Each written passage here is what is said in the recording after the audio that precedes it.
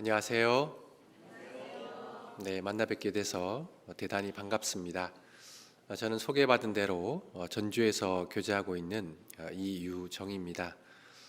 올 한 해가 시작한 지도 벌써 20일 정도가 넘어가고 있는데 주님 앞에 세웠던 많은 계획들이 잘 진행되고 또 올 한 해도 주님 앞에 귀한 한 해가 되실 수 있으면 너무 좋겠습니다.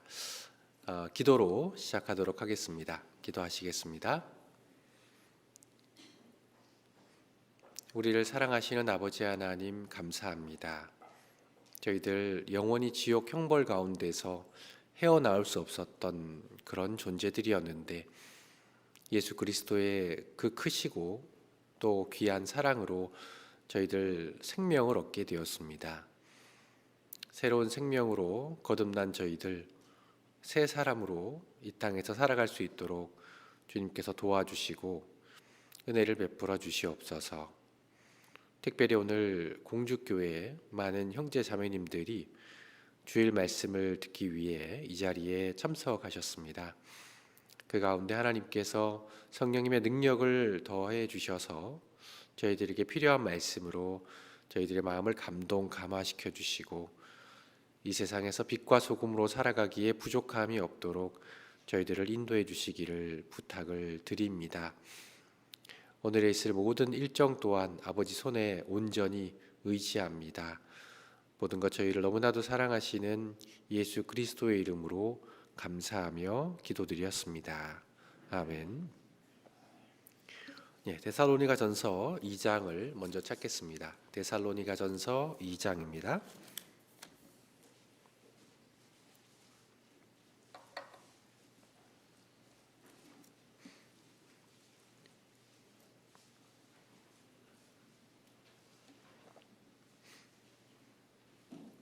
이 장 13절 말씀입니다.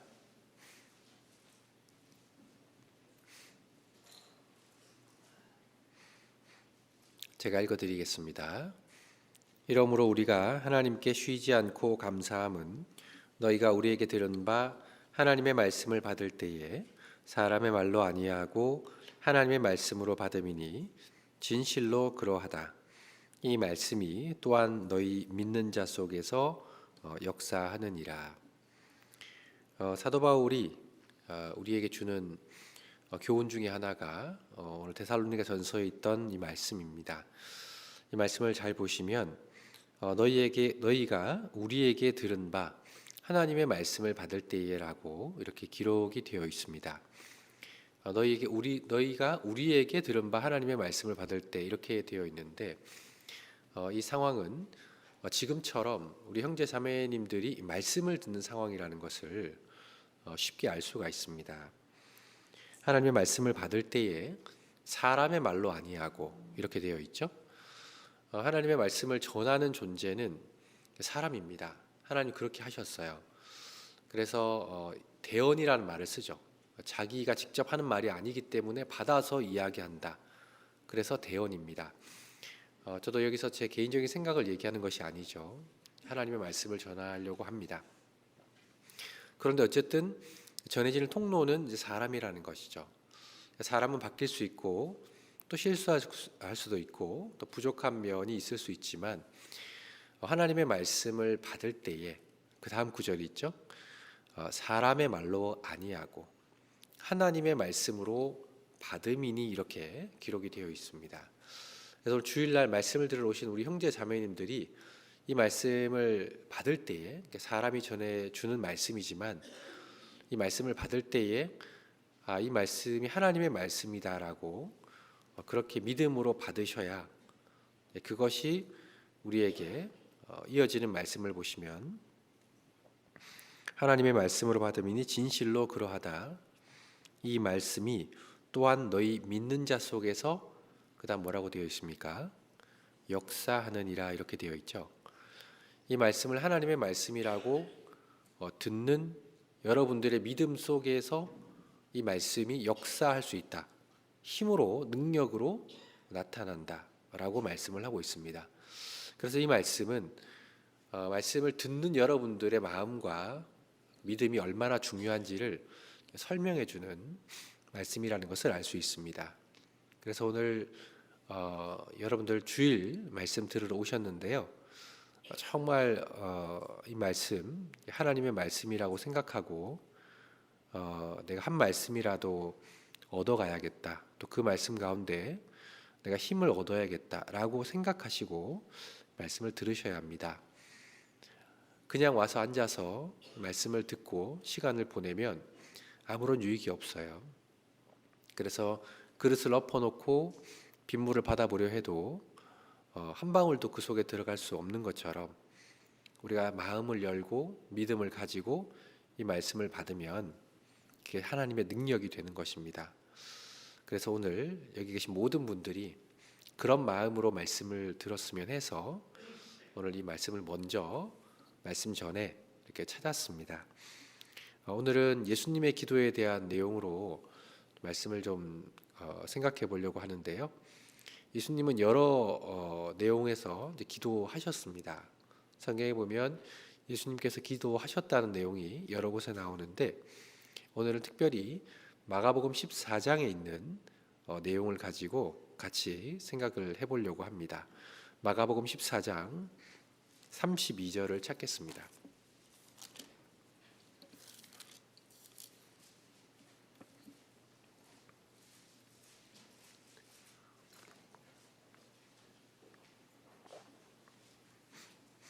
마가복음 14장 32절부터 42절까지의 말씀입니다. 32절부터 42절까지 제가 한 절 읽고 우리 형제 자매님들이 한 절 읽으시는 형태로 교독을 하고 42절은 같이 읽도록 그렇게 하겠습니다. 제가 먼저 읽습니다. 저희가 겟세마네라 하는 곳에 이르매 예수께서 제자들에게 이르시되 나의 기도할 동안에 너희는 여기 앉았으라 하시고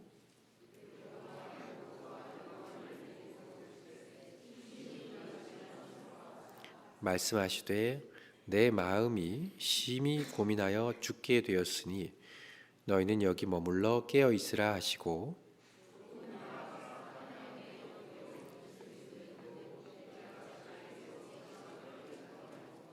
가라사대 아바 아버지여 아버지께는 모든 것이 가능하오니 이 잔을 내게서 옮기시옵소서. 그러나 나의 원대로 마옵시고 아버지의 원대로 하옵소서 하시고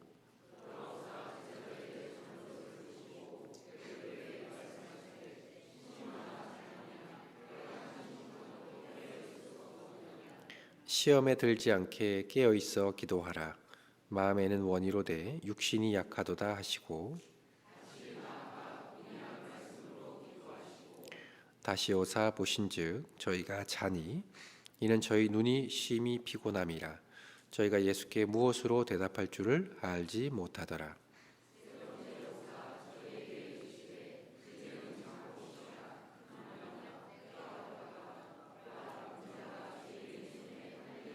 네, 함께 읽겠습니다. 일어나라 함께 가자. 보라 나를 파는 자가 가까이 왔느니라. 네, 오늘은 마가복음 14장에 있는 기도, 예수님의 여러 기도 중에 특별히 이제 겟세마네 동산에서 드렸던 기도에 대해서 좀 생각을 해보겠습니다. 우리가 사랑하는 예수님은 태어나면서부터 돌아가셔서 승천하실 때까지의 모든 삶이 우리를 위해서 사셨던 삶이셨어요. 그분의 탄생부터 죽음 그리고 장사와 부활까지 모두 자기를 위한 삶은 없으셨습니다. 나를 위한 삶이셨어요. 우리를 위한 삶이셨습니다. 그리고 또 하나는 하나님의 말씀을 이루는 삶이셨습니다. 예수님은 그 삶 자체가 자기를 위한 삶이 전혀 없으셨어요. 하나님의 말씀을 이루고 우리의 구원을 이루는데 그 모든 삶이 드려졌습니다. 그래서 예수님의 모든 것은 우리에게 은혜예요. 우리가 예수님을 생각하면 은혜밖에 없습니다. 예수님의 탄생, 예수님의 이름, 예수님의 사역, 예수님의 고통, 예수님의 기도, 예수님의 장사와 또 십자가에서 죽으셨을 때 그 모습, 부활하셨을 때 그 모든 것이 우리에게는 은혜다라는 것을 알 수 있습니다. 그래서 예수님의 모든 것은 내 영혼을 위해서 이 세상에서 가장 위대하고 아름다운 일을 하셨다는 것을 알 수가 있습니다. 그런데 그 일을 하는 것이 절대 쉬운 일이 아니셨어요. 그 일을 이루시는 것이 절대 간단하거나 쉬운 일이 아니셨습니다. 그런 여러 고난들을 보여주시는데 그 중에 하나가 바로 이 겟세마네 동산에서의 기도라는 것을 알 수 있습니다. 예수님 십자가에 돌아가시기 전에 겟세마네 동산에서 기도하셨죠? 어떻게 기도하셨는지 아시죠? 이 본문이 그 내용을 자세하게 설명하고 있습니다. 죄송합니다. 예수님이 기도하실 때 이 겟세마네라고 하는 장소가 감람산 우편에 이렇게 있습니다. 예루살렘 동편에 감람산이 있는데 여기에 겟세마네라고 하는 장소가 있어요. 이 겟세마네라고 하는 장소가 히브리어로 가트 그리고 쉐덴이라는 말이 합성된 단어입니다. 그래서 실제로 올리브 기름을 많이 짰던 이 가트가 앞찾기를 이야기하고 이 쉐덴이 기름을 이야기하는데 앞찾기로 기름을 짜는 듯한 그런 장소가 바로 겟세마네 동산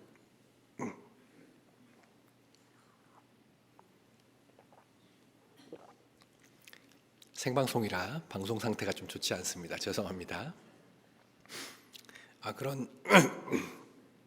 그런 장소였습니다. 그래서 정말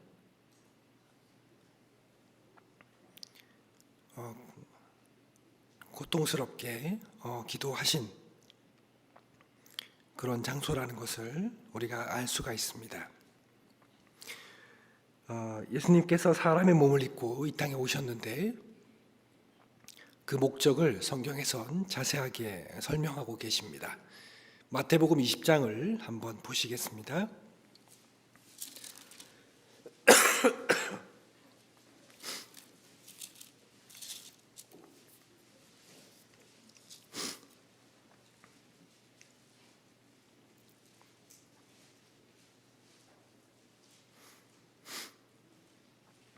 마태복음 20장 28절 말씀입니다.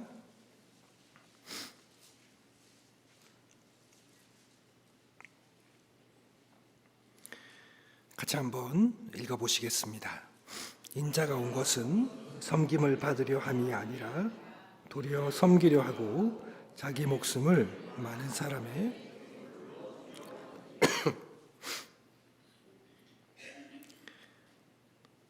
주님께서는 섬김을 받으시기에 마땅한 분이셨지만 정작 하나님의 형상이셨던 예수님 자신은 섬김을 받으러 온 것이 아니라고 말씀을 하셨습니다. 그 이유는 우리의 상태가 섬김을 받을 만한 상태가 아니었기 때문입니다. 구약시대에 하나님께서 제사를 받으실 때에 온전한 것을 가지고 오라고 하셨죠. 그래서 병든 것, 저는 것 이런 것들은 받으실 수가 없으셨습니다. 온전한 것만 받으실 수가 있었던 것이죠. 그런데 사람은 온전하지 못했습니다. 그 이유가 죄로 인해 멀어지고 죄로 인해 원수가 되었기 때문이죠. 그래서 하나님을 섬길 수 있는 그런 자격이 없었던 것입니다. 그래서 저희들은 그저 지옥 갈 수밖에 없는 그런 죄인이었습니다. 그런데 주님은 이런 나를 포기하지 않으셨습니다.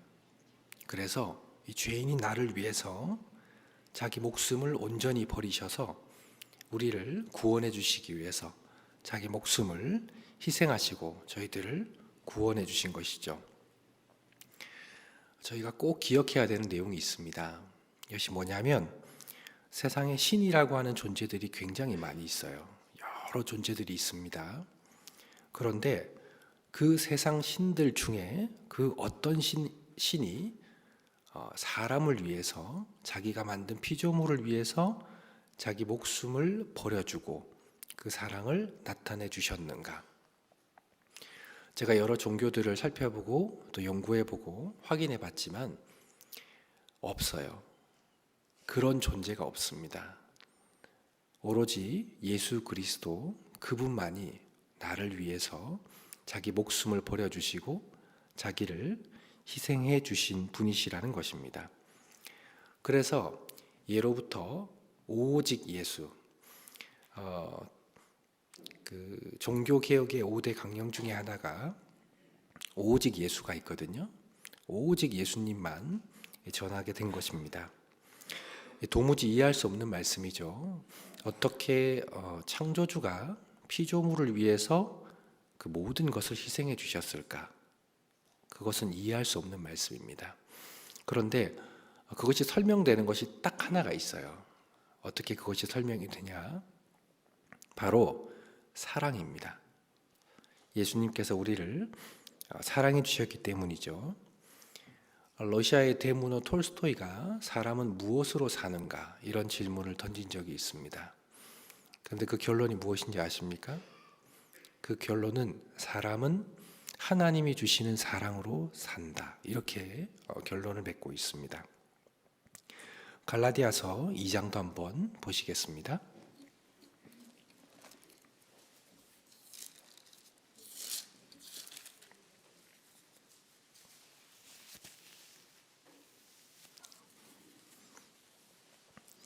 갈라디아서 2장 20절 말씀입니다.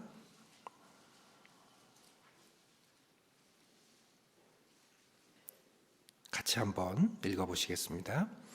내가 그리스도와 함께 십자가에 못 박혔나니 그런즉 이제는 내가 산 것이 아니요 오직 내 안에 그리스도께서 사신 것이라. 이제 내가 육체 가운데 사는 것은 나를 사랑하사 나를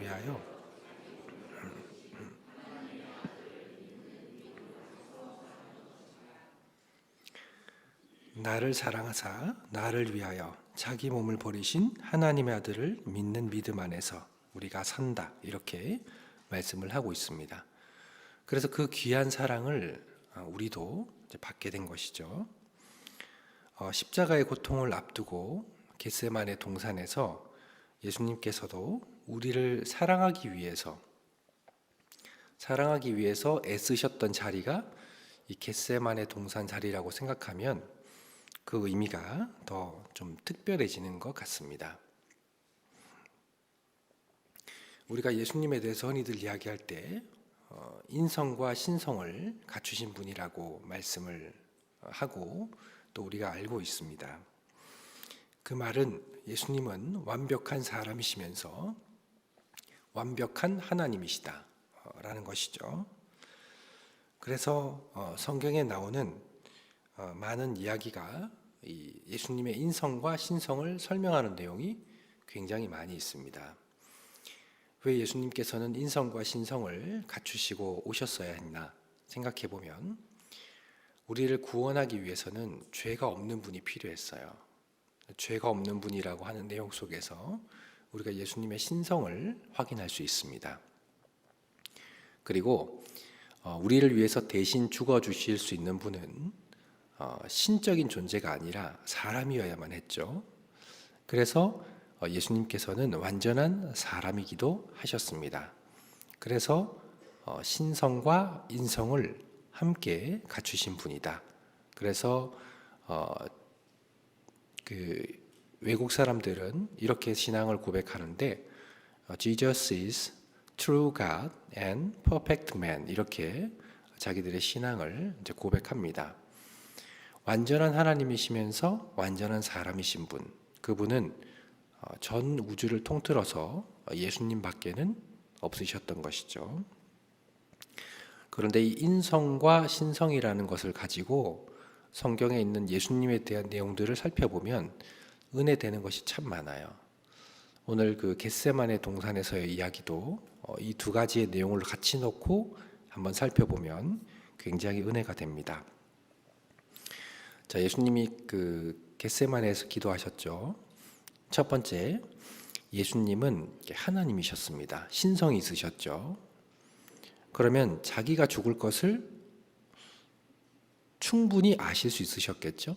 내가 어떻게 죽을 것이다, 어떻게 내가 죽임을 당할 것이다 라는 것을 충분히 아셨을 것입니다. 그리고 두 번째는 예수님은 또 사람이었기 때문에 그 고난을 앞두고 자기가 어떻게 죽을지 알잖아요. 어떻게 십자가에 못 박혀서 죽을지도 알고, 어떻게 채찍에 맞을지도 알고, 어떻게 임종을 맞이하실 것도 아셨습니다. 그런 고통을 앞두고 보통 많은 사람들은 굉장히 힘들어하실 거예요. 고통을 느낄 겁니다. 그래서 예수님은 신이셨기 때문에 자기가 어떻게 죽을 것을 다 아셨고, 그리고 사람이셨기 때문에 어떠한 고통으로 고통을 받을지도 다 아셨던 거죠. 그 두 가지가 한 몸 안에 있으셨던 거예요. 이게 얼마나 감당하기 힘드셨겠습니까? 여러분들도 어떤 힘든 일 있잖아요. 고통스러운 일. 그것을 모를 때는 내가 해볼 수 있겠지만 정말 내가 이걸 알고 힘들고 감당하기 어렵다는 걸 알면서 그 일을 반복해서 하는 것은 좀 쉽지 않을 것입니다.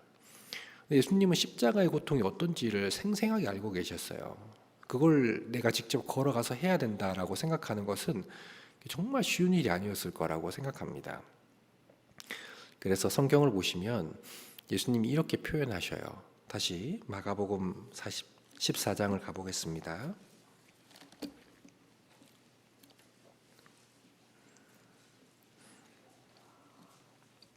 14장 33절 34절 말씀입니다.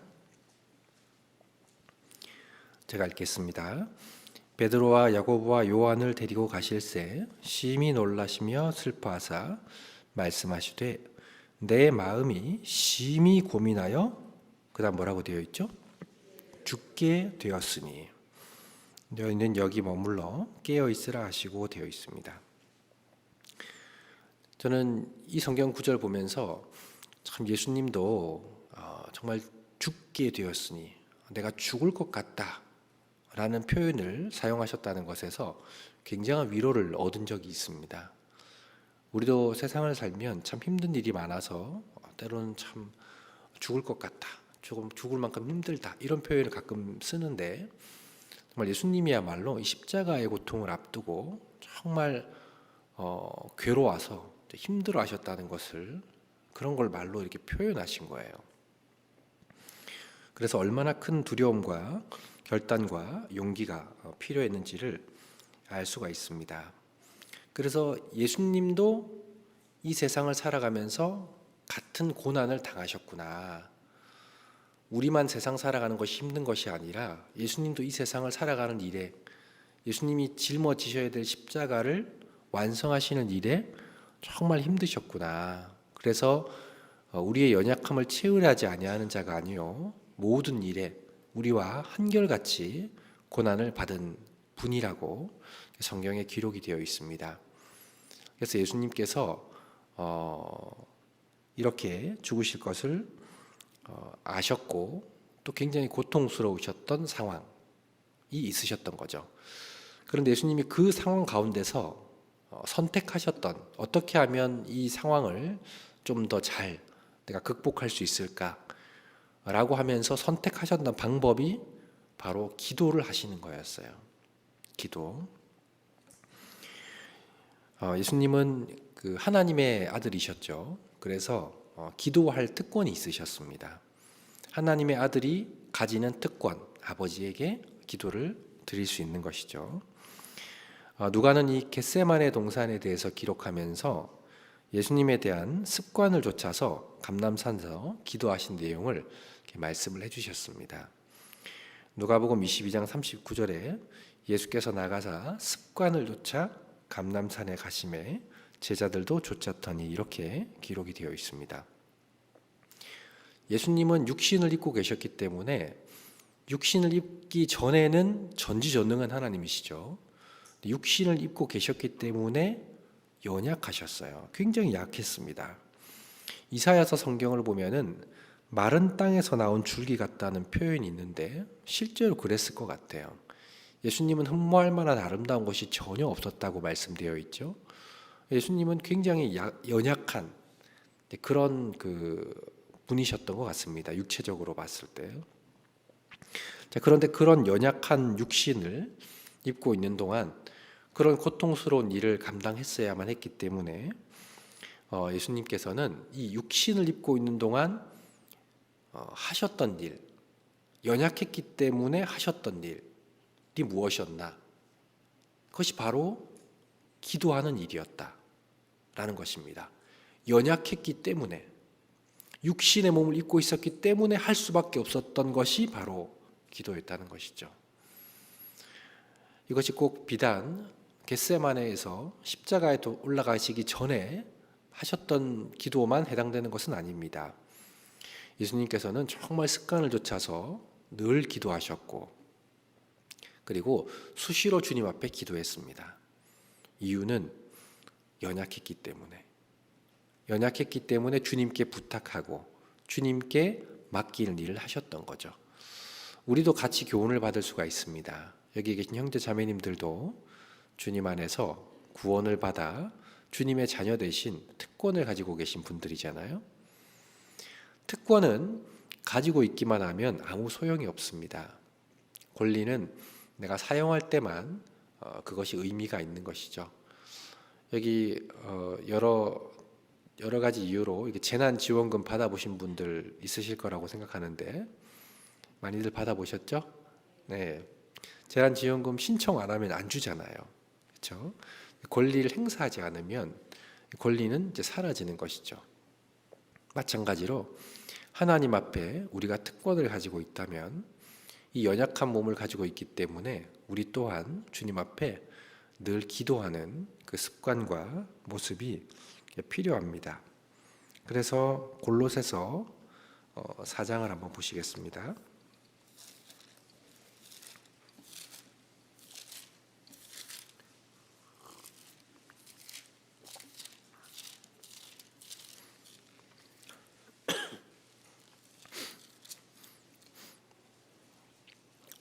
골로새서 4장 2절 말씀 같이 한번 읽어보겠습니다. 기도를 항상 힘쓰고 기도에 감사함으로 깨어 있으라. 주님께서 기도를 항상 힘쓰라 이렇게 말씀하셨고, 기도에 감사함으로 깨어 있으라 이렇게도 말씀을 해주셨습니다. 그래서 우리 또한 주님 앞에, 우리는 기도는 하나님과의 대화라고 하잖아요. 그런 특권을 가지고 계신 분들이기 때문에 하나님 앞에 우리 또한 예수님을 본받아서 늘 육신의 몸을 입고 있는 동안은 주님께 기도하고 주님과 대화하고 주님께 간구하는 그런 모습이 필요하겠습니다. 그래서 주님께서는 이런 본을 보여주셨죠. 기도하면 주님이 어떻게 해주신다고 말씀하셨습니까? 구하라, 그리하면 너희에게 주실 것이요, 찾으라, 그러면 찾을 것이요, 문을 두드리라, 그러면 너희에게 열릴 것이니 라고 말씀을 하셨습니다. 기도는 허공에다가 대고 이야기하는 게 아니에요. 이해되시죠? 기도는 중언부언하는 게 아닙니다. 기도는 하나님이 들으시는 내용이고, 그 기도를 들으시고 주님의 말씀과 주님의 뜻에 합하면 그 능력을 우리에게 내려주시는 거예요. 기도의 능력이 없이는 이 교회가 있을 수가 없는 것이죠. 복음의 역사도 있을 수가 없는 것이고, 나라는 사람이 그리스도인으로 살아갈 수 있는 것도 없는 것이죠. 우리가 말씀은 참 많이 보고 듣고 또 암송하고 하려고 하지만 사실 기도하는 시간은 좀 많지 않습니다. 우리가 식사할 때 기도하는 것 정도, 그리고 아침에 일어나서 혹은 밤에 잠을 자기 전에 하는 기도가 우리가 하는 기도의 대부분일 수 있어요. 근데 예수님은 성경은 항상 기도하라 말씀을 하셨습니다. 그리고 그 기도 가운데 주실 능력이 있다고 이렇게 말씀을 하셨죠. 그래서 우리가 예수님께서도 십자가를 지고 가실 일이 있었는데 우리도 자기 십자가를 지고 예수님을 좇으라고 하셨잖아요.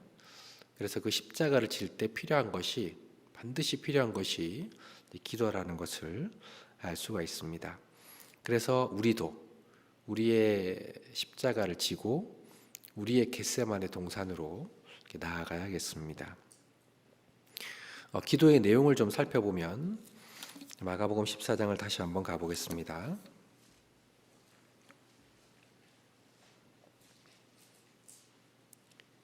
14장 35절 36절 말씀입니다. 조금 나아가사 땅에 엎드려 될 수 있는 대로 이때가 자기에게서 지나가기를 구하여 가라사대 아바 아버지여 아버지께서는 모든 것이 가능하오니 이 잔을 내게서 옮기시옵소서.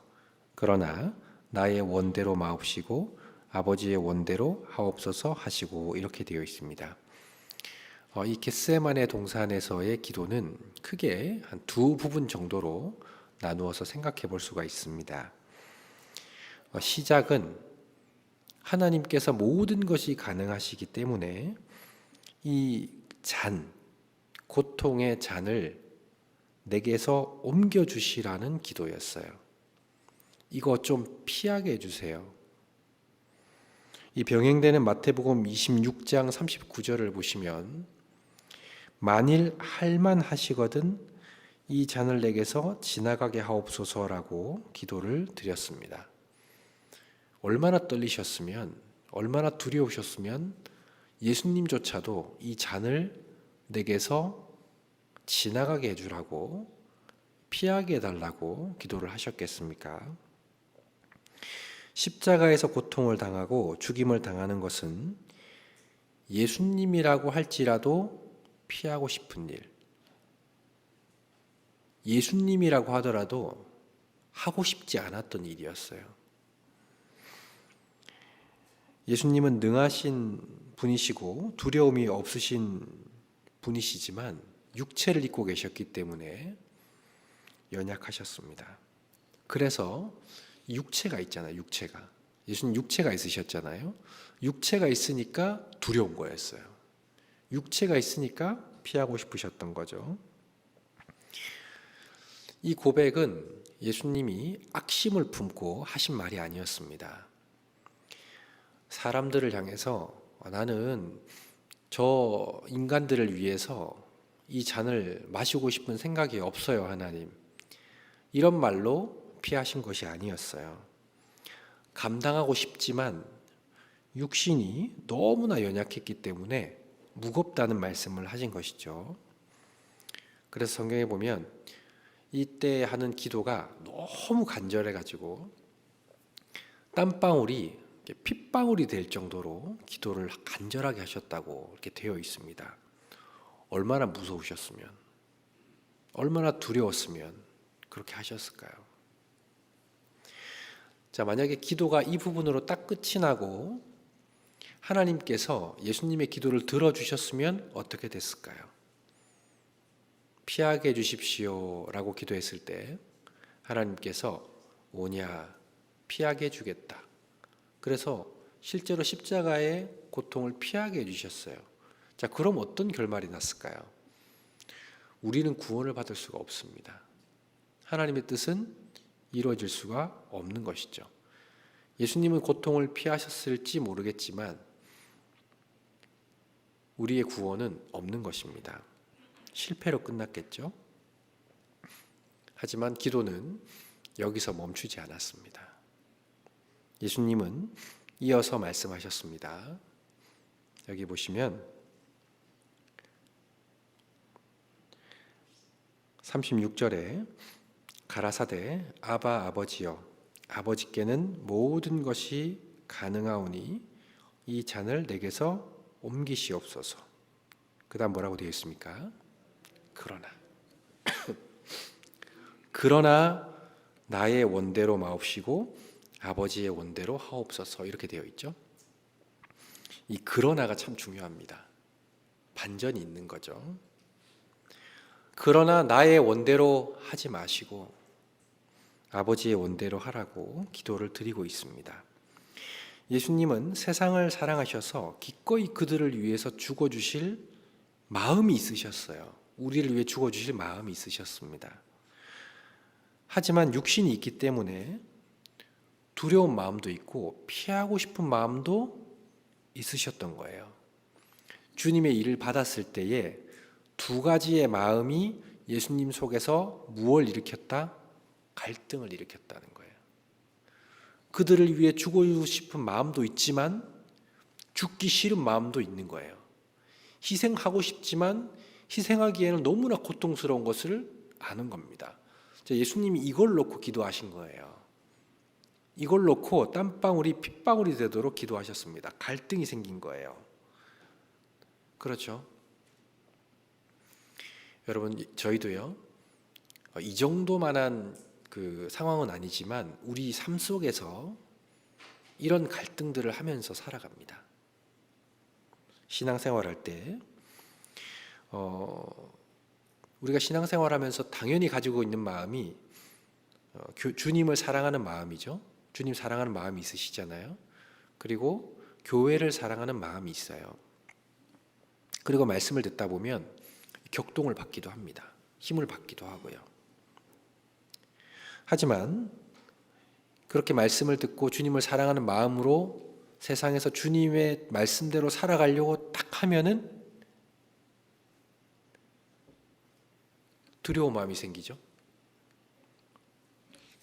어려움이 생기죠. 말씀 들을 땐 좋아요.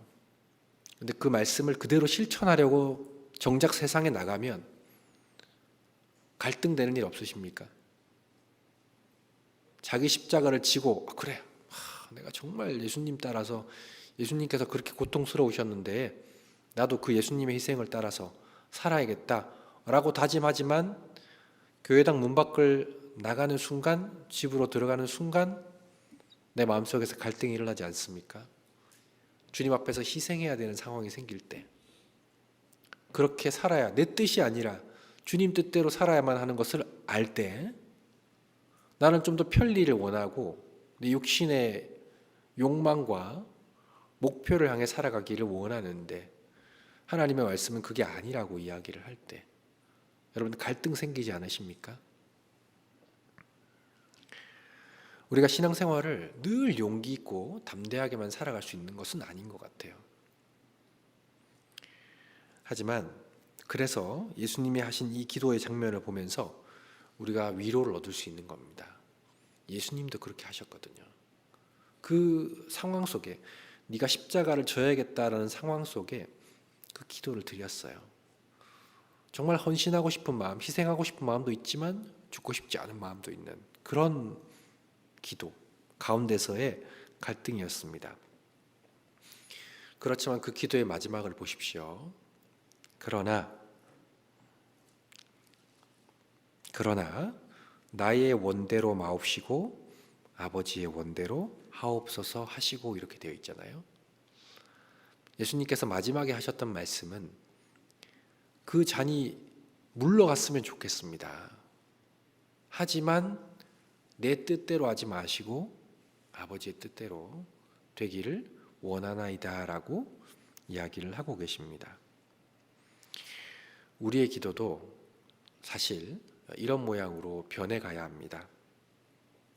주님 뜻대로 산다는 것이 때로는 힘들고 어렵고 고통스러운 부분이 있어요. 게으른 것도 있고 심지어는 죄 가운데 빠져가지고 이렇게 살아가는 경우도 있습니다. 습관적으로 짓는 죄 같은 거 있잖아요. 그러나 나의 뜻대로 말고 하나님의 뜻대로 되기를 원하나이다. 그렇기 때문에 내 뜻대로 말고 하나님의 뜻대로 되면 좋겠습니다라고 우리가 기도를 드려야 되는 것입니다.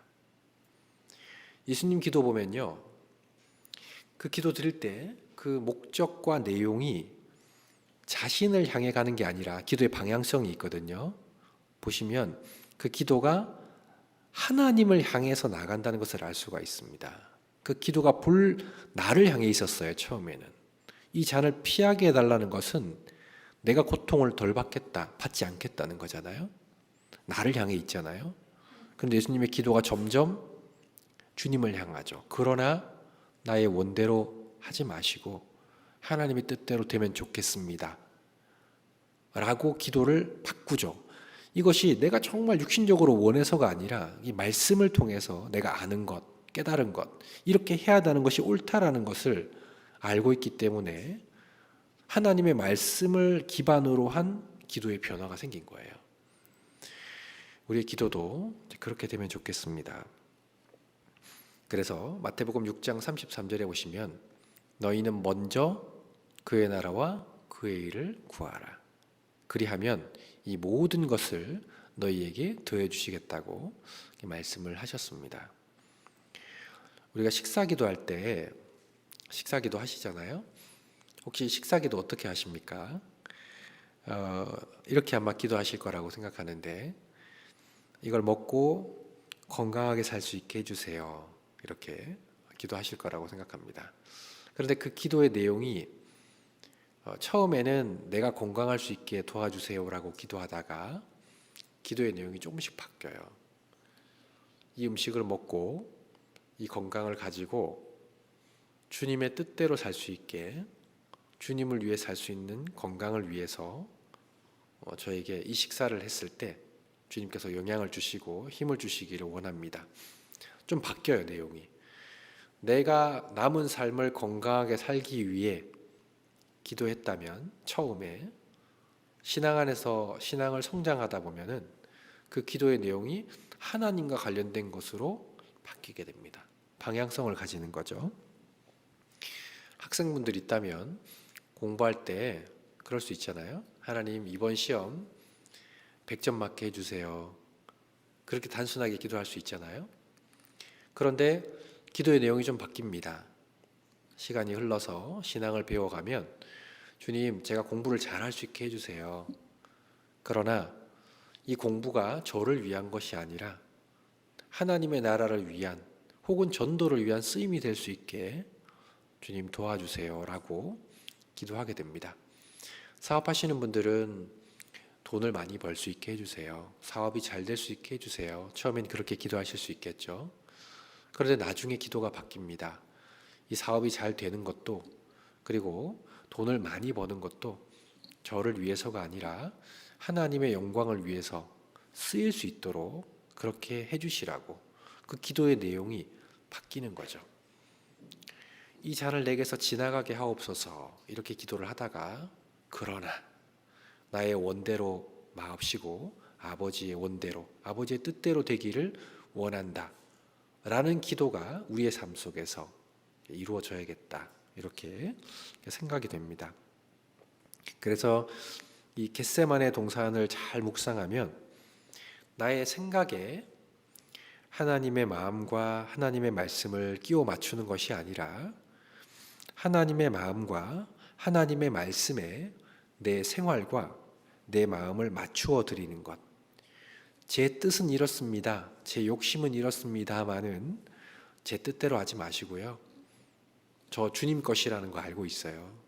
주님 뜻대로 될 수 있도록 그렇게 해주셨으면 좋겠습니다. 라고 기도가 되는 것입니다.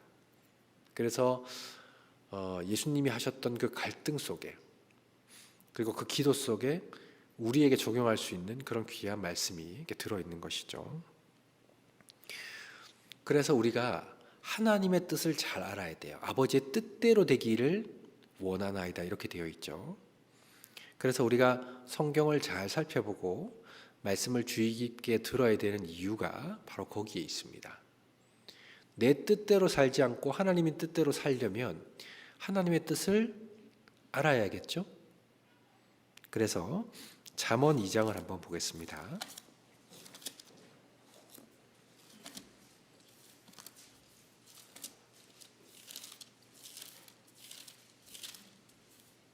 잠언 2장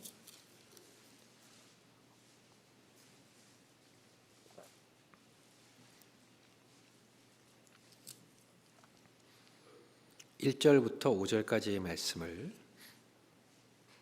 같이 한번 읽어보시겠습니다. 얘들아, 내가 만일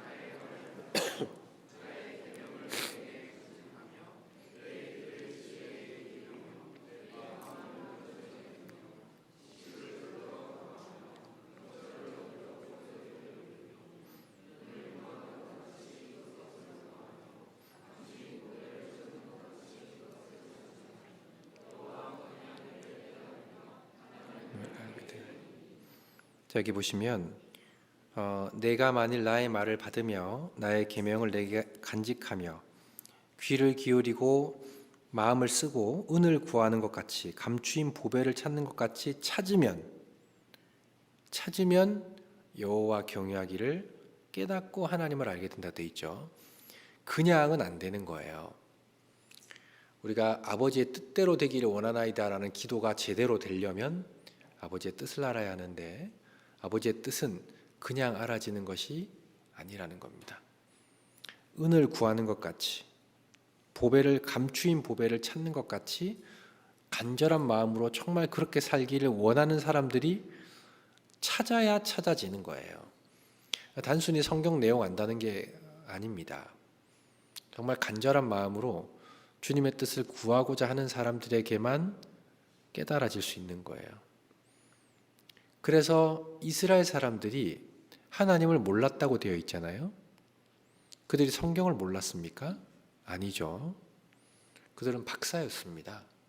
성경에 관하여는 이 세상 어떤 민족들보다 뛰어난 민족이었어요. 그런데 그들이 하나님을 왜 몰랐을까요? 성경 내용을 아는 것이 그 글과 그 어떤 내용을 아는 것이 전부가 아니라는 것입니다. 성경을 읽어보세요. 감추인 보배를 찾는 것 같이 찾아야 하나님 경외하기를 깨달을 수 있다. 그렇게 되어 있잖아요. 여기 계신 분들 중에 정말 하나님을 구하고 찾는 분이 몇 분이나 되실까? 정말 주님 잘 섬기기 위해서 주님 저한테 정말 제 뜻대로가 아니라 하나님 뜻대로 살 수 있게 그 지혜 주시라고 그 기도하고 간절하게 될 수 있는 분이 얼마나 되실까? 많은 분들이 그런 마음으로 주님의 뜻을 구했으면 좋겠습니다. 그래야 실수하지 않아요. 제가 예를 하나 들어드릴게요. 열정이 말씀을 앞설 수가 있습니다. 지금 이게 무슨 말이냐면요. 누군가 구원을 받고 신앙생활을 해요. 열심히. 그런데 하나님 말씀도 들었습니다. 그런데 나름대로 자기 생각에 이렇게 하는 것이 옳은 것이라고 생각해서 정말 최선을 다해서 열정을 보였어요.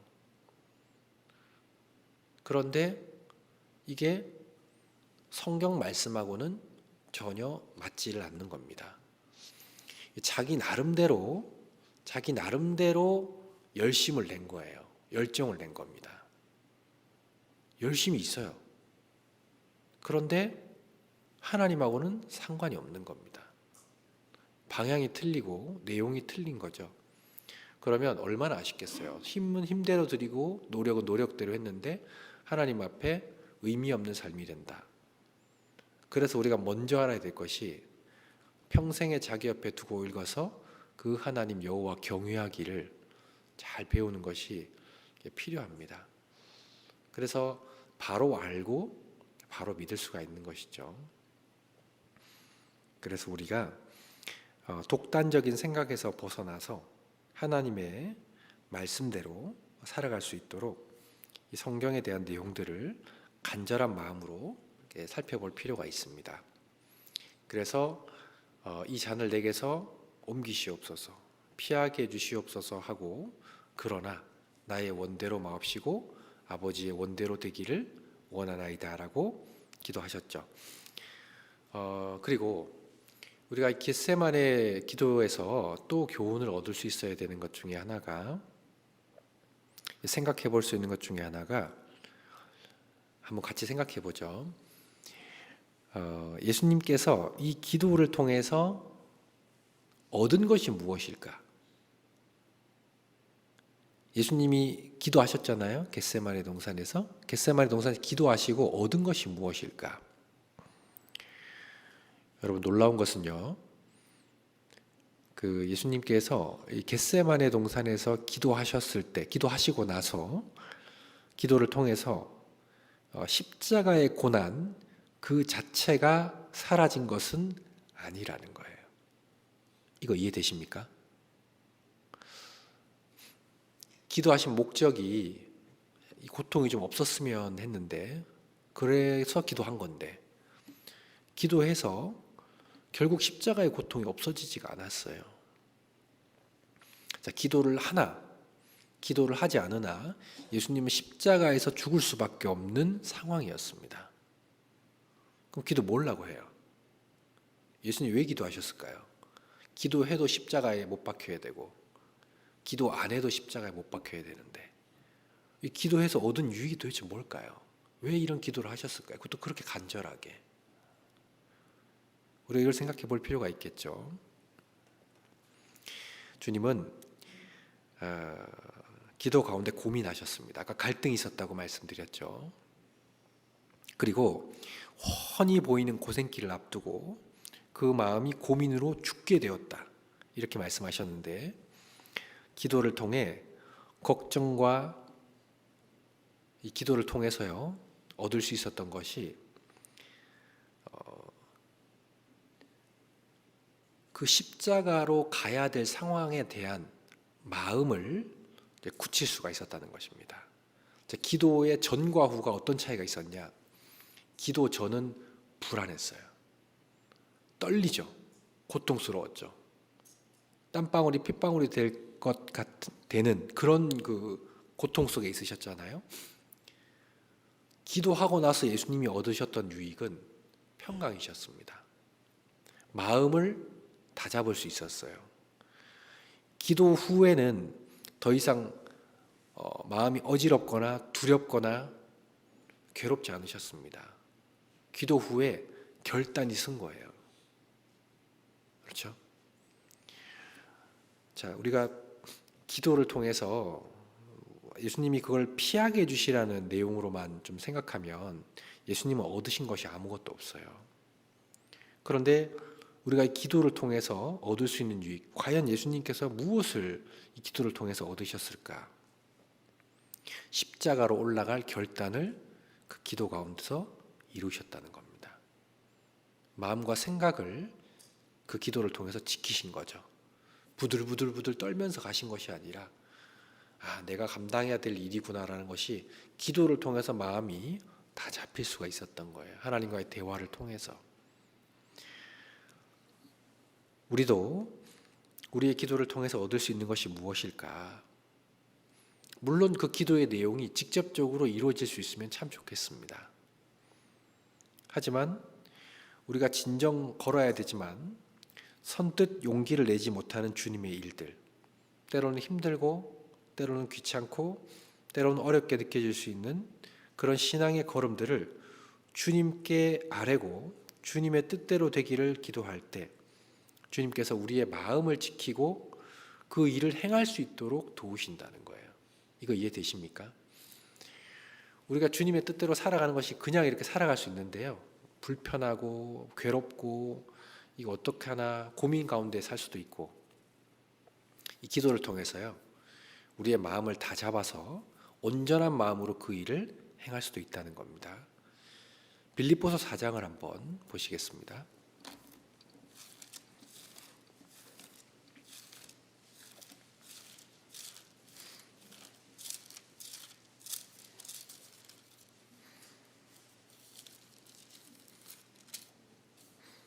빌립보서 4장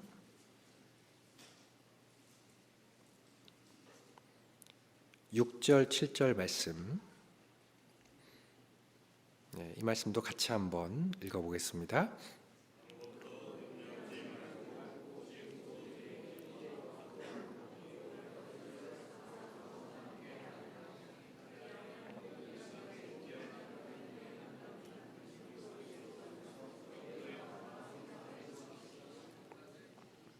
네, 자, 아무것도 염려하지 말고 오직 모든 일에 기도와 간구로 너희 구할 것을 감사함으로 하나님께 아뢰라. 여기 기도하고 간구하라고 되어 있죠.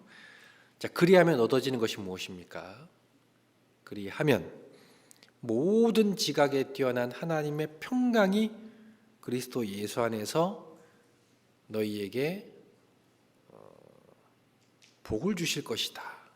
너희 소원을 이루어 주실 것이다. 이렇게 되어 있지 않고 너희 마음과 생각을 지키시리라 이렇게 되어 있습니다. 그리스도인의 삶은 주님께서 말씀하셨어요. 우린 소수고 또 세상에서 핍박받을 수밖에 없는 그런 존재라고 말씀하셨습니다. 고난이 있어요. 이거 피할 수가 없습니다. 우리가 기도한다 그래서 고난이 다 피해지는 게 아니에요. 그런 삶은 없는 겁니다. 우리는 이 삶을 살아나가야 해요. 그리스도인으로서의 삶을.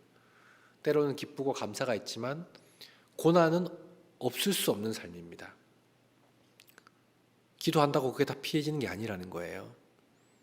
주님이 그냥 두십니다. 그걸 감당케 하셔요.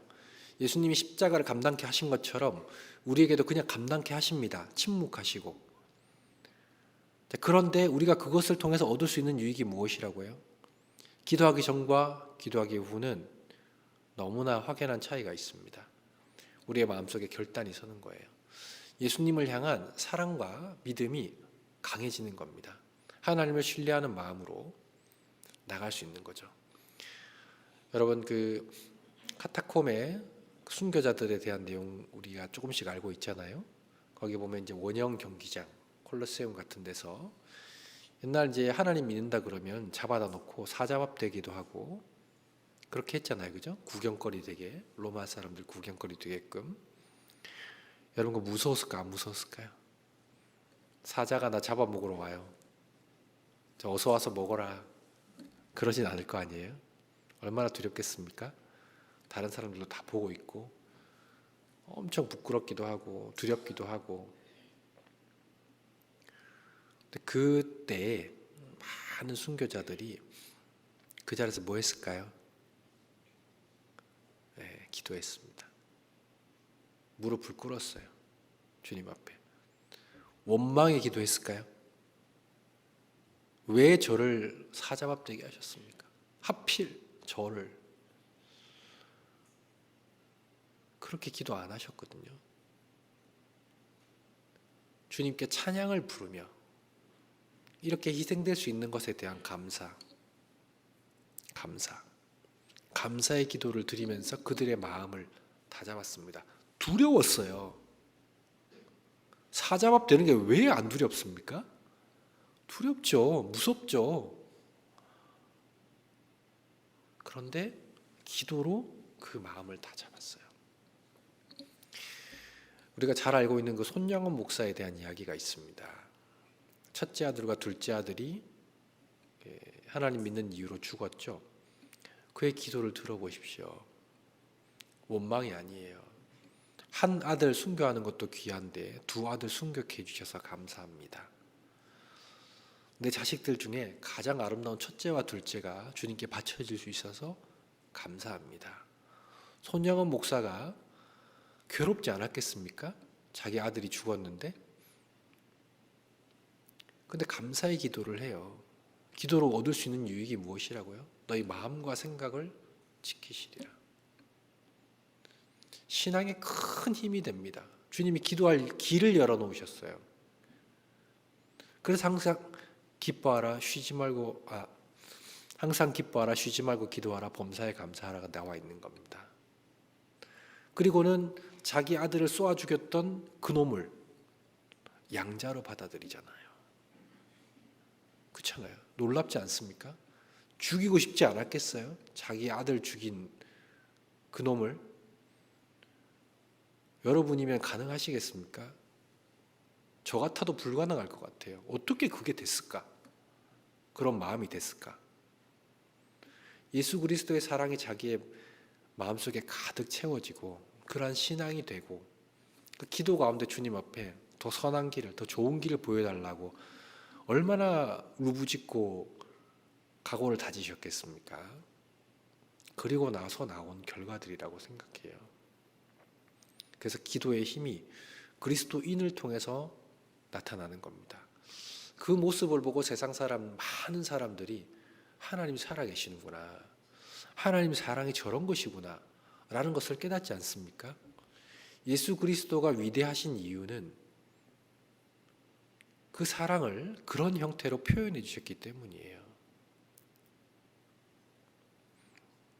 그래서 우리 또한 주님 앞에서 그런 기도의 삶, 정말 예수님의 기도를 본받아서 그런 기도의 삶을 살아갈 수 있으면 좋겠습니다. 그리고 예수님께서 이 중요한 기도를 하러 가실 때 그 곁에 베드로와 야고보와 요한이 있었습니다. 고린도전서 15장에 보면 예수님께서 부활하신 것을 500여 제자가 일시에 보았다는 말씀이 있고, 또 예수님이 70명의 제자를 따로 모았다고 되어 있거든요. 500명은 좀 많은 숫자죠. 그리고 70명은 그거보단 적은 숫자죠. 그리고 예수님께서 12제자를 따로 부르셨잖아요. 12명이잖아요. 그 중에 또 3명을 따로 부르셨어요. 주님을 가까이 한 사람들 중에 그 500명 중에 70명이 주님을 더 많이 알았습니다. 12명은 70명보다 더 많이 알았고, 그 중에 3명은 주님을 더 가까이 했어요. 똑같이 구원을 받아도 주님을 더 가까이 하게 되는 사람들이 있습니다. 예수님께서는 대부분 12제자와 함께 다니셨지만 회당장 야이로의 딸을 살리셨을 때 3명만 데리고 가셨거든요. 변화선상에서 변화되실 때에도 3명만 데리고 갔습니다. 겟세마네 동산 기도할 때도 3명만 데리고 갔어요. 그 중요한 순간에. 자, 이 제자들 중에 3명을 더 가까이 했다는 것을 알 수 있는데 왜 그랬을까요? 3명을 더 예뻐하셨을까요? 그죠? 이것은 주님께서 누구를 더 사랑하셨다, 차별을 두셨다, 그 뜻이 아니라 일단 그들의 증인으로서의 역할이 다 달랐다고 이야기를 합니다. 그들의 역할이 틀렸어요. 그리고 한편으로는 그 3사람이 예수님은 다 똑같이 사랑을 했는데 그 3사람이 다른 사람들보다 주님을 더 사랑하는 마음이 있었지 않았을까, 이렇게 생각이 됩니다. 그러니까 주님은 똑같이 사랑을 했는데 가까이 하게 하신 이유가 더 사랑하는 사람들이 있었죠. 주님을 더 사랑하는 마음이 있었기 때문에 더 같이 하고 싶었던 거예요. 그런 사람들은 주님의 역사를 더 가까이에서 보게 됩니다. 성경에 보면 갚을 것이 없으므로 둘 다 탕감하여 주었으니 둘 중에 누가 저를 더 사랑하겠느냐. 이 답은 많이 탕감받은 사람이 많이 사랑한다, 이렇게 되어 있습니다. 주님은 자신을 향해 부르짖는 자에게 크고 비밀한 일을 보여주신다고 했어요. 그리고 엘리사는 당신의 영감이 갑절이나 있기를 원한다는 욕심을 냈습니다. 하나님을 더 가까이 하고 싶은 신앙의 욕심이죠.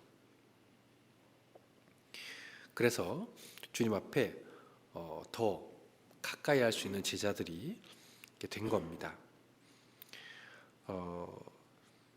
그래서 실제로 이 자격을 완전히 갖추지는 못했지만 주님을 향한 열정을 가지고 있었던 그들이, 야고보는 가장 먼저 순교를 당했잖아요. 그리고 요한은 끝까지 살아남아서 요한계시록을 기록했습니다. 그리고 베드로는 초대교회를 이끌었어요. 그런 역할을 맡게 되었습니다. 교회 안에서도 주님을 더 가까이 하는 사람에게 주님께서 더 큰 은혜를 주신다는 것을 기억해 볼 때 우리도 한번 그렇게 살아봐야 되지 않을까, 이렇게 생각합니다. 신앙생활을 누구나 함께 하는데 좀 더 주님 앞에 가까이에서 좀 더 주님께 쓰임받는 사람들이 있어요. 겟세마네 동산에 3 제자를 따로 데려가신 것도 그 이유셨습니다. 우리도 이 3 제자처럼 주님을 좀 더 사랑하는 마음으로 주님을 섬기면 좋겠다는 생각이 듭니다. 마태복음 11장 보시겠습니다.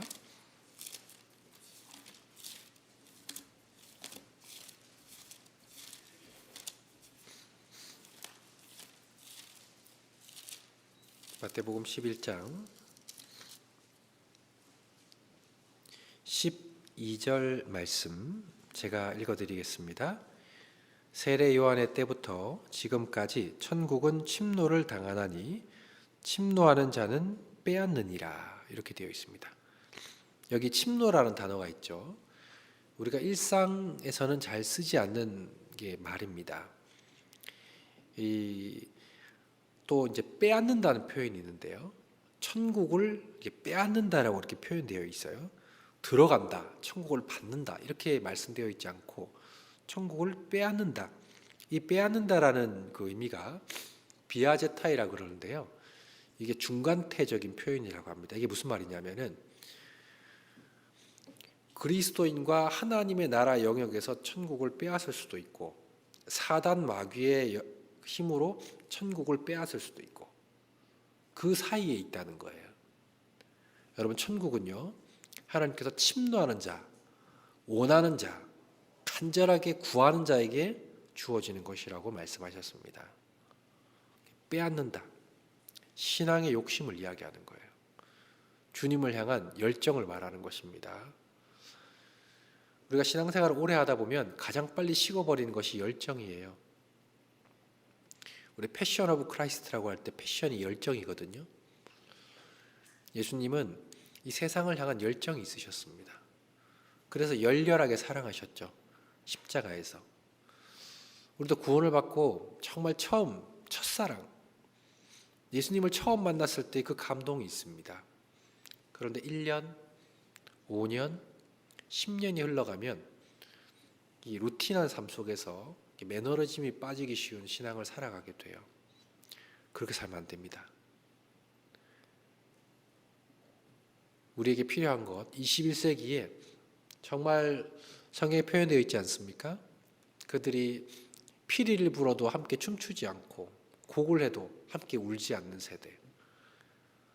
우리 세대다, 이렇게 말씀을 하셨는데 정말 그 주님을 향해서 이 열정, 침노, 빼앗는 그 마음이 이제 필요한 거죠. 그래서 주님을 더 가까이 하는 사람, 주님을 더 가까이 하고 싶어하는 사람에게 주님의 은혜가 더할 거라고 생각합니다. 이 공주 지역에도 구원받아야 될 많은 사람들이 있잖아요. 우리의 주님을 향한 열정과 사랑이 있으면 그들도 우리로 하여금 구원을 얻을 수가 있는 겁니다. 그래서 갈망, 이것이 꼭 필요한 것 같고, 그리고 또 마가복음 14장을 한번 보겠습니다.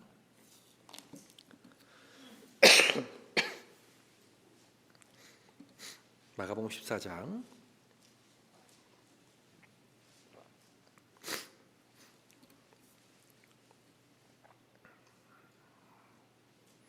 37절부터 제가 읽어드리겠습니다. 돌아오사 제자들의 자는 것을 보시고 베드로에게 말씀하시되 시몬아, 자느냐? 내가 한시 동안도 깨어 있을 수 없더냐? 시험에 들지 않게 깨어 있어 기도하라. 마음에는 원이로되 육신이 약하도다 하시고 다시 나아가 동일한 말씀으로 기도하시고 다시 오사 보신즉 저희가 자니 이는 저희 눈이 심히 피곤함이라. 저희가 예수께 무엇으로 대답할 줄을 알지 못하더라. 41절 42절은 같이 한번 읽어보겠습니다.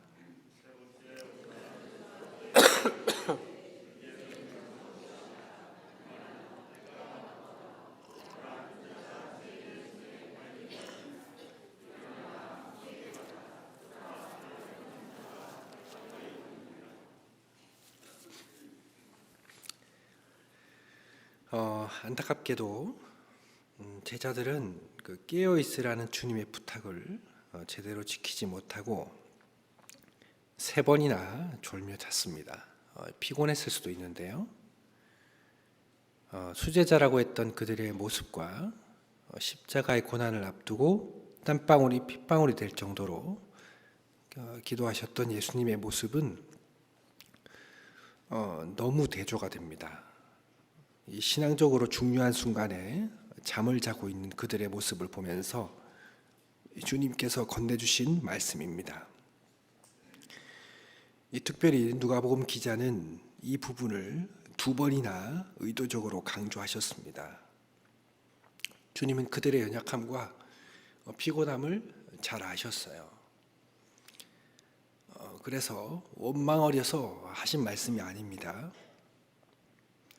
하지만 그들이 이것을 극복하고 주님과 함께하기를 원하셨던 것은 아닐까 이렇게 생각을 해봅니다. 피곤하고 지쳐 있지만 예수님과 함께 그 세 제자가 천사들과 함께 기도를 도왔다면 얼마나 좋았을까. 자지 않고 주님께서 하셨던 그 기도를 함께 도와주셨다면 얼마나 좋았을까 생각합니다. 예수님이 십자가에 죽으시는데 그걸 위해서 기도하고 있는데 옆에서 잔다. 이건 너무 슬프잖아요. 정말 우리는 그러지 않았으면 좋겠습니다. 예수님께서 간절하게 기도하시는 일에 우리는 손을 놓고 마음이 떨어져 있으면 정말 주님께서 슬퍼하실 일이라고 생각해요. 하지만 주님은 그들의 연약함을 아셨기 때문에 불쌍히 여겨주시고 그들을 향해 원망하지 않으셨습니다. 그런데 제가 이 겟세마네 동산 기도를 묵상하면서 제일 안타깝게 생각하는 구절이 있어요. 그 구절이 뭐냐면 바로 41절입니다. 세 번째 오사 저희에게 이르시되 이제는 자고 쉬라 그만이다. 때가 왔도다. 보라 인자가 죄인의 손에 팔리우느니라 라고 되어 있습니다. 여기서 제가 제일 슬프다고 생각하는 단어는 그만이다입니다. 그만. 자, 이제는 그만. 자, 구역장 이제 그만. 교구장도 그만. 다 그만이에요. 전도도 이제 그만. 이때가 온다는 겁니다. 예수님하고 기도할 수 있는 시기, 그들에게는 어쩌면 이게 마지막 순간이었을지도 모르겠어요. 예수님이 살아생전에 그들과 동행할 수 있는 정말 마지막 시간. 근데 그걸 그들이 놓쳤어요. 주님이 오셨습니다. 그리고 그들을 사랑하는 마음으로 원망하지 않으셨어요. 사랑하는 마음으로 바라보시면서 이제 그만이다. 쉬어라. 이렇게 말씀을 하는 겁니다. 자, 우리도 언젠가는 그런 이야기를 들을 때가 올 거예요. 요즘 세상의 정세를 살펴보면 주님 오실 때가 가깝다는 것을 너무나 이렇게 확연하게 알 수 있는 시대입니다. 주님은 호련히 오신다고 되어 있죠. 도적같이 오신다고 되어 있습니다. 갑자기 우리에게 나타나셨어요. 그리고 이렇게 말씀하시겠죠. 이제 그만이다. 고생 많았지? 같이 천국으로 가자꾸나. 그럼 여러분들은 무슨 생각이 드시겠어요? 그만이다 했을 때 아유 좋습니다. 속 시원하네요. 이 세상 이제 힘들었는데 이제 올라가니까 좋네요. 뭐 그러실 수도 있겠죠. 근데 아마 후회가 들지 않으시겠어요? 조금만 더 하다 올 걸. 조금만 더 전도하다 올 걸. 조금만 더 봉사하다 올 걸. 좀 더 하면 되는데 그거 좀 더 했으면 좋았을 텐데. 그런 후회가 들지 않을까요? 제가 이 구절 그만이다. 때가 왔도다. 이 말이 참 이렇게 와닿았습니다. 보라 인자가 죄인의 손에 팔리우느니라. 이 제자들은요, 예수님 살아생전에 함께 할 수 있는 마지막 기회를 잠으로 날려버린 거예요. 피곤하고 힘드니까 그렇게 날려버렸습니다. 이 기도원과 300용사에 나오는 내용을 보면 비록 피곤하나 따르며라는 말이 있거든요. 이 신앙생활 해오신 거 정말 여러 어려움 가운데 지금까지도 잘 지켜오셨다고 생각합니다. 고생 많으시죠? 그러나 우리가 조금 더 힘을 낼 수 있는 것은 언젠간 이게 끝이 난다는 거예요. 마감할 때가 오는 겁니다.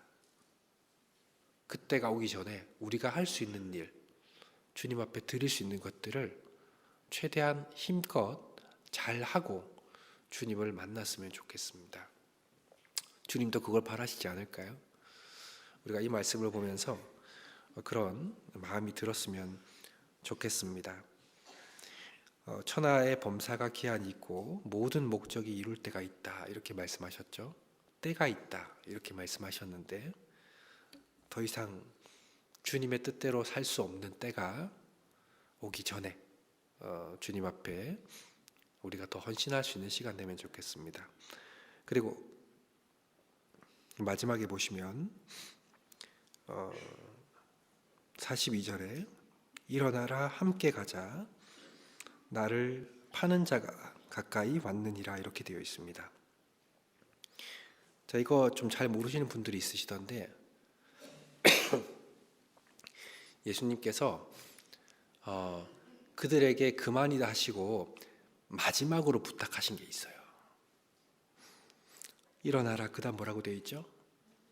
함께 가자. 함께 가자고 하셨습니다. 이때 우리가 아가서에 우리 사랑하는 여인에게 이야기하는 그 찬양, 그 노래를 보면서 어여쁜 자여 나와 함께 가자, 그거는 이제 잘 아는데, 예수님 겟세마네 동산 돌아가시면서 이제 십자가에 잡혀서 돌아가시는 그 상황에서 일어나라, 함께 가자 라고 말했는데 제자들 어떻게 됐죠? 함께 갔습니까? 다 도망갔죠? 다 도망갔습니다. 완전히 실패해버렸어요. 예수님 얼마나 슬펐을까요? 그만이다까지 얘기했는데 이제 마지막으로 함께 가자고 했는데 제자들 다 도망가 버렸어요. 부인해버렸죠, 베드로는. 예수님은 쓸쓸하게 십자가에 못 박히셨습니다. 실패한 신앙이에요, 제자들이. 우리의 연약함을 보여줍니다. 우리가 정말 제자의 도로 살아가려고 하지만 실패하는 경우가 너무 많잖아요. 한 번이 아니고 두 번이고 세 번이고 실패하는 경우도 너무 많습니다. 이것이 저희에게도 교훈이 되는 것 같아요. 자, 그런데 너무 감사한 것은 성경은 여기서 끝이 아니라는 거예요. 예수님이 그래서 결국엔 십자가에 돌아가셨죠. 그리고 나서 부활하셨습니다.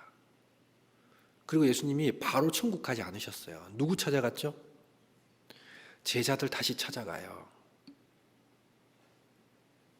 다시 찾아갑니다. 그리고 베드로 앞에서 물어보죠. 뭐 물어보죠? 네가 나를 사랑하느냐? 이거 3번 물어보잖아요. 3번 물어본 거는 괴롭히려고 그런 게 아니에요. 베드로가 3번 부인했기 때문에 3번 사랑의 확답을 다시 받으시면서 베드로의 신앙을 회복시켜 주신 겁니다. 이거 은혜예요. 베드로의 그 자빠져 있는 신앙을 세상으로 가버렸잖아요. 다시 물고기 잡으러 가버렸잖아요. 실패한 신앙. 완전히 제자였는데 실패한 신앙이잖아요. 그걸 회복시키신 거예요. 가서 딱밤 딱 때리면서 왜 너 나 부인했어? 그렇게 한 게 아니라 사랑을 재확인시키시면서 그의 신앙을 회복시키셨습니다. 예수님은 그냥 사랑이에요, 사랑. 우리가 실패해도 예수님의 십자가 아래서 다시 시작할 수 있는 이유가 바로 거기에 있습니다. 얼마나 은혜입니까? 그리고 내 양을 먹이라, 내 양을 치라, 그러시면서 다시금 주님의 일을 맡기잖아요. 베드로가 그 이후에 부인했다는 말이 없습니다. 아시다시피 전승에는 십자가 거꾸로 못 박혀가지고 예수님처럼 죽을 수 없다 그래가지고 죽었다고 그러죠. 주님께서는 예수님의 그 사랑은 우리 실패한 신앙을 회복시키시는 신앙이라는 것을 우리가 알 수가 있습니다. 그래서 오늘 겟세마네 동산에서 예수님의 기도의 내용을 통해서 우리가 어떻게 기도해야 될지, 기도를 통해서 얻을 수 있는 유익이 무엇인지도 좀 생각해 봤고, 그리고 정말 우리가 주님을 위해 살 수 있는 때가 있다는 것도 좀 생각해 봤고, 그리고 실패할 수 있지만 주님께서 우리를 다시 회복시키시고 주님의 일을 위해 쓰임을 주신다는 것을 함께 생각해 봤습니다. 오늘 제가 그 감기 때문에 이 방송이 원활하지 못한 점 다시 한번 좀 죄송하다는 말씀을 드립니다. 기도로 마무리하도록 하겠습니다. 기도하시겠습니다.